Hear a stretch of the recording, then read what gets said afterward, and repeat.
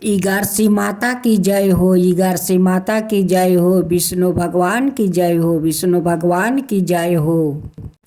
एक बार एक राज्य में एक राजा रहा करता था। राजा बहुत ही बुद्धिमान और बलशाली था। राजा सदैव अपनी प्रजा का बहुत अच्छे से ध्यान रखता था। प्रजा भी अपने राजा को बहुत पसंद करती थी। राजा की दो बेटियां थी। राजा अपनी दोनों बेटियों से बहुत प्रेम करता था। राजा की छोटी बेटी देखने में बहुत सुंदर और सुशील थी और राजा की बड़ी बेटी छोटी बेटी के मुकाबले थोड़ा कम सुंदर थी। राजा की छोटी बेटी ईगारस माता की पूजा किया करती थी और सभी लोग राजा की छोटी बेटी से बहुत प्रेम करते थे, जिस कारण राजा की बड़ी बेटी को अपनी छोटी बहन से बहुत नफरत होने लगी थी। राजा की दोनों बेटियां जब बड़ी हो गई तब एक पड़ोस राज्य में रहने वाला राजकुमार राजा की बड़ी बेटी के लिए रिश्ता लेकर आया। जैसे ही उस राजकुमार की नज़र राजा की छोटी बेटी पर पड़ी तो वह राजकुमार राजा की छोटी बेटी पर प्रसन्न हो गए और उसने पहली नज़र में प्रेम कर बैठा। उस राजकुमार ने राजा की बड़ी बेटी के साथ विवाह करने से मना कर दिया और उसने राजा से कहा कि मैं आपकी छोटी बेटी से विवाह करना चाहता हूँ। जिसके बाद राजा की बड़ी बेटी यह देखकर अपनी छोटी बहन से बहुत क्रोधित हो गई और राजा की बड़ी बेटी ने अपनी छोटी बहन को अपना सबसे बड़ा दुश्मन मान लिया। राजा की बड़ी बेटी ने अपनी छोटी बहन से बदला लेने का निर्णय लिया, जिसके लिए उसने अपनी छोटी बहन को जान से मारने का प्लान बनाया। राजा की बड़ी बेटी ने अपनी छोटी बहन को मारने के लिए सबसे पहले एक लड्डू में जहर मिलाकर अपनी छोटी बहन को दे दिया और उससे लड्डू खाने के लिए कहा। लेकिन लड्डू खाने के बाद भी छोटी बहन को कुछ नहीं हुआ। बड़ी बहन यह देखकर बहुत आश्चर्यचकित हो गई, लेकिन बड़ी बहन ने हार नहीं मानी और उसने जब रात में छोटी बहन अपने कमरे में सो रही थी तब एक मटके में सांप रख कर उसे कमरे में छोड़ देती है। लेकिन सांप भी छोटी बहन का कुछ नहीं कर पाए, जिसके बाद बड़ी बहन ने अपनी छोटी बहन से कहा कि चलो हम लोग कुएं में से पानी भर कर लाते हैं। जिसके लिए वह अपनी छोटी बहन को पानी भरने के बहाने कुएं के पास ले गई और उसने अपनी छोटी बहन को कुएं में धक्का दे दिया। लेकिन छोटी बहन को तब भी कुछ नहीं हुआ, क्योंकि हर बार ईगारस माता उसकी रक्षा कर रही थी और उधर बड़ी बहन अपने सारे प्रयासों के बाद अब सफल हो रही थी, जिससे वह बहुत क्रोधित हो जा रही थी। फिर उसने अपनी छोटी बहन के पास जाकर उससे खुद ही पूछा कि मेरी छोटी बहन, तुमको पता है भगवान ने सब की मृत्यु के एक निश्चित समय पर लिखी हुई है और कैसे तुम्हारी मृत्यु होगी, क्या यह तुम जानती हो? तब छोटी बहन ने अपनी बड़ी बहन को बताया कि हाँ, मैं तो जानती हूँ मेरी मृत्यु कैसे होगी। छोटी बहन से यह सुनकर बड़ी बहन मन ही मन बहुत प्रसन्न होने लगी और उसने अपनी छोटी बहन से कहा कि तो मुझे अपनी मृत्यु का राज बताओ। छोटी बहन ने अपनी बड़ी बहन से कहा कि मेरी मृत्यु तो एक तोते में है, जो तोते के गले में एक हार है उसमें मेरी मृत्यु होगी। जब तक कोई भी व्याकुल तोते को मारकर वह हार अपने गले में पहनेगा तो मैं मूर्छित हो जाऊंगी, और जैसे ही उस हार को अपने गले से उतारेगा तो मैं आपस से जीवित हो जाऊंगी। अपनी छोटी बहन की मृत्यु का राज जानकर बड़ी बहन बहुत ही खुशी हो गई और उसने अपनी छोटी बहन को मारने के लिए उसके पालतू तोते को ढूंढना शुरू कर दिया और छोटी बहन को इस बात का आभास हो गया था कि कोई उसकी जान लेना चाहता है, जिसके लिए वह अपने पिताजी के पास गई और उसने अपने पिताजी से कहा कि पिताजी, मेरी मृत्यु के बाद आप मुझे जलाइएगा मत, बल्कि आप मुझे अपनी पुरानी वाली हवेली में एक पलंग में लेटाकर छोड़ दीजिएगा। अपनी छोटी लड़की की यह बात सुनकर राजा बहुत आश्चर्यचकित हो गए। राजा ने अपनी छोटी बेटी से पूछा, बेटी तुम यह क्यों कह रही हो? तब राजा की छोटी बेटी ने बताया, पिताजी, समय किसी के लिए नहीं रुका है, कब क्या हो जाए किसी को कुछ पता नहीं है। और फिर राजा ने अपनी छोटी बेटी से कहा कि तुम ऐसी बातें क्यों कर रही हो? 2-3 दिन में तो तुम्हारा विवाह है। लेकिन छोटी बेटी ने अपने पिताजी को ऐसा करने पर मजबूर कर दिया और उसने वचन ले लिया। राजा ने भी अपनी छोटी बेटी की बात स्वीकार कर ली और 2-3 दिनों के बाद जब शादी का समय आया तो राजकुमार बारात लेकर राजा के घर आया और राजकुमार और राजा की छोटी बेटी का विवाह शुरू हो गया। जैसे ही राजा की छोटी बेटी राजकुमार के साथ फेरे लेने शुरू करती है तो उसकी बड़ी बहन अपनी छोटी बहन के कमरे में जाकर उसके तोते को पकड़ लेती है और उसको जान से मार देती है।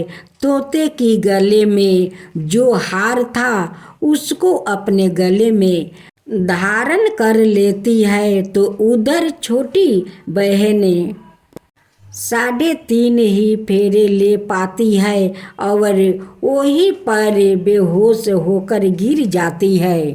जिसके बाद राजा ने बड़े बड़े दर्द हाकिमों को बुलवाया और अपनी छोटी बेटी का इलाज करने के लिए कहा। राजा की बात सुनकर वैद्य ने छोटी बेटी को जब चेक किया तो राजा को बताया कि आपकी छोटी बेटी ना तो जीवित है और ना ही मरी हुई है। यह मैं ऐसा पहली बार देख रहा हूँ। राजा ने वैद्य और हाकिम को यह बात बाहर बताने से माना कर दिया और उसको कहा कि अगर तुमने यह बात किसी को बाहर बताया तो हम तुम्हें फांसी दे देंगे। राजा ने अपनी छोटी बेटी को पुराने महल में जाकर एक पलंग पर लेटा दिया और वहाँ पर कुछ सैनिक को तैनात कर दिया। आपस अपने महल पर आ गया। राजा की बड़ी बेटी अपने पिताजी जी के पास आया और कहने लगी कि पिताजी, अगर यह शादी संपन्न नहीं हुआ तो आपकी इज्जत का क्या होगा? आप कहे तो मैं आपकी इज्जत बचाने के लिए राजकुमार से शादी करने के लिए तैयार हूँ। जिसके बाद राजा ने अपनी बड़ी बेटी की बात मान ली और राजा ने बड़ी बेटी को छोटी बेटी की कपड़ा पहनाकर मंडप पर भेज दिया। लेकिन राजकुमार यह जान गया कि यह राजा की छोटी बेटी नहीं है, बल्कि यह राजा की बड़ी बेटी है। लेकिन जब राजकुमार ने शादी करने से मना किया तो सभी लोग ने राजकुमार को बेबस करके राजा की बड़ी बेटी से बचे हुए फेरों को संपन्न करवा दिया और विवाह करवा दिया। जिसके बाद राजकुमार राजा की बड़ी बेटी को अपने महल ले गया। राजकुमार राजा की बड़ी बेटी से ना तो बात करता था और ना उससे पसंद करता था और ना ही उसके आसपास भटकता था। और राजकुमार ने यह फैसला लिया था कि वह अपनी प्रेमिका को ढूंढ कर रहेगा और यह जान कर रहेगा कि उसके साथ हुआ क्या है। एक दिन राजकुमार अपने घोड़े पर सवार होकर राजा के पुराने महल के पास पहुंच गया, जहां पर उसने कुछ सैनिकों को देखा। महल के पास से पहुंचकर राजकुमार ने जब महल को ध्यान से देखा तो वहां समझ गया कि यह तो हमारे ससुर जी का महल है। तब राजकुमार ने सैनिकों से पूछा, तुम लोग यहाँ क्या कर रहे हो और इस महल के अंदर उस पलंग में कौन लेटा है?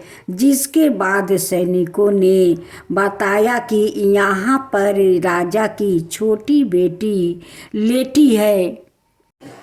यह सुनकर राजकुमार बहुत प्रसन्न हो गया और वह तुरंत अपनी प्रेमिका के पास पहुंच गया और उसकी सेवा करने लगा। जैसे ही रात हुई तो राजा की छोटी बेटी उठकर खड़ी हो गई। राजकुमार यह देखकर बहुत खुश हो गया और उसने अपनी प्रेमिका से पूछा कि तुम यहाँ क्या कर रही हो? तुम मेरे साथ मेरे घर चलो। राजा की छोटी बेटी राजकुमार को सारी बातें बता दी कि मेरी जान एक तोते में बसी थी और मैंने यह बात सिर्फ अपनी बड़ी बहन को बताया था और मुझे पता है कि उसने ही मुझे मारने का प्रयास किया है। उसके पास एक हार है जिसको वह सुबह पहन लेती है और रात को उतार देती है। जब तक वह हार को पहन लेती है तब तक मैं मूर्छित रहती हूँ, और जैसे ही वह हार को उतार देती है तो मैं जीवित हो जाती हूँ। और जब तक मेरी बड़ी बहन के पास वह हार है तब तक मैं ऐसे ही जीवित और मूर्छित होती रहूँगी। अगर मेरी बड़ी बहन के पास जो हार है वह मेरे हाथ में लग जाए तो मैं हमेशा के लिए जीवित हो जाऊंगी। राजकुमार यह बात सुनकर राजा की छोटी बेटी के पास रहने का निर्णय लिया और उसने अपने बचे हुए 7 फेरे उस पलंग में लेटी राजकुमारी की साथ ले लिया और अपना विवाह पूर्ण कर लिया और वहीं पर ही रहने लगा। देखते ही देखते कुछ समय में राजा की छोटी बेटी और राजकुमार की पत्नी पेट में बहुत तेज से दर्द होने लगा, जिसके बाद उसने 11 माता का बहान किया। जिसके बाद वहाँ पर 11 माता प्रकट हुई और उन्होंने अपने भक्तों के दर्द को दूर किया और एक पुत्र की प्राप्ति करवाई। और वही पर अचानक से राजकुमार भी आ गया। राजकुमार ने 11 माता को देखा तो वह आश्चर्यचकित हो गया और उसने तुरंत माता को प्रणाम किया।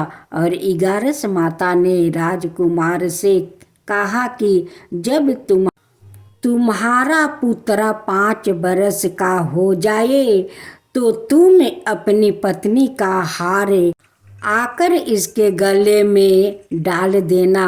और देखते ही देखते राजकुमार और राजकुमार की छोटी बेटी का पुत्र 5 बरस का हो जाता है।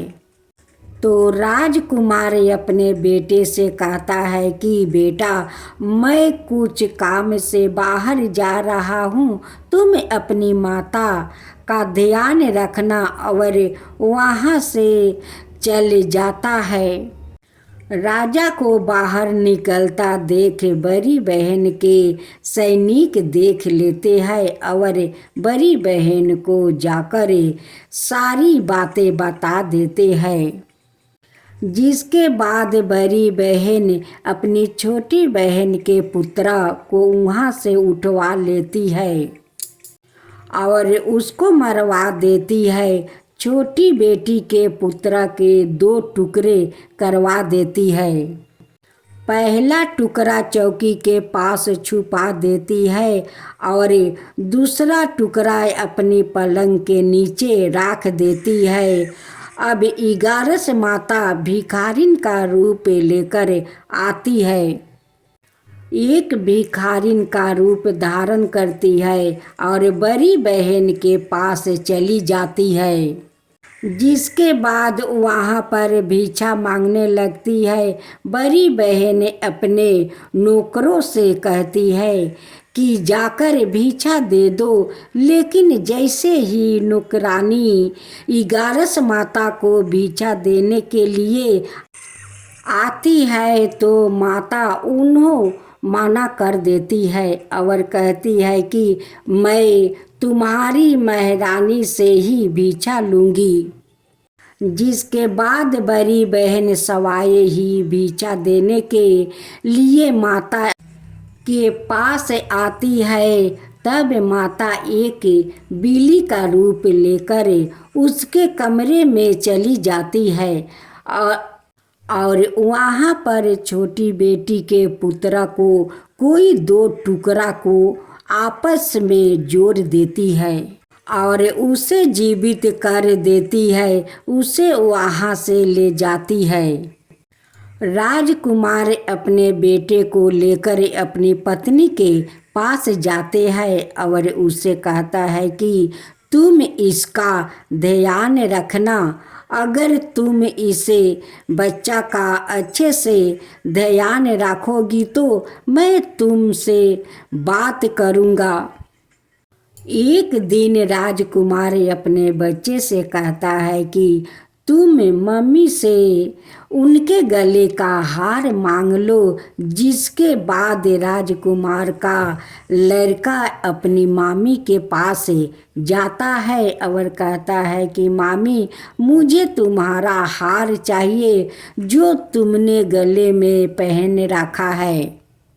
यह सुनकर पहले तो बड़ी बहन बहुत क्रोधित होती है, पर उसको यह बात आता है कि राजकुमार ने कहा था कि अगर मैं इस बच्चे का ध्यान अच्छे से राखूंगी तो वह मुझसे बात करेंगे, जिसके कारण वह हार को उस बच्चे को दे देती है और वहाँ तुरंत हार को ले जाकर अपने पिताजी को दे देता है। और तभी राजकुमार अपने बेटे को लेकर वहाँ से जाने लगता है और अपनी पत्नी से कहता है कि तुम हमारे लिए खाना बना कर रखना, मैं शाम को आकर तुम्हारे साथ खाऊंगा। और वह अपने बेटे को लेकर वहाँ से चला जाता है। जिसके बाद वह राजा के पास जाता है और उनको सारी बातें बता देता है। राजा अपनी बड़ी बेटी की यह करतूत सुनकर बहुत क्रोधित होते हैं और अपने परिवार पर ही दोष देने लगते हैं और राजकुमार को अपनी बेटी छोटी के साथ रहने के लिए आदेश देते हैं। जो आपका काता कहे, जो सुने, जो हुंकार भरे, उन सब का ऊपर कृपा कीजिए। हे इगारस माता, सब का ऊपर कृपा कीजिए। इगारस माता की जय हो, इगारस माता की जय हो, विष्णु भगवान की जय हो, विष्णु भगवान की जय हो।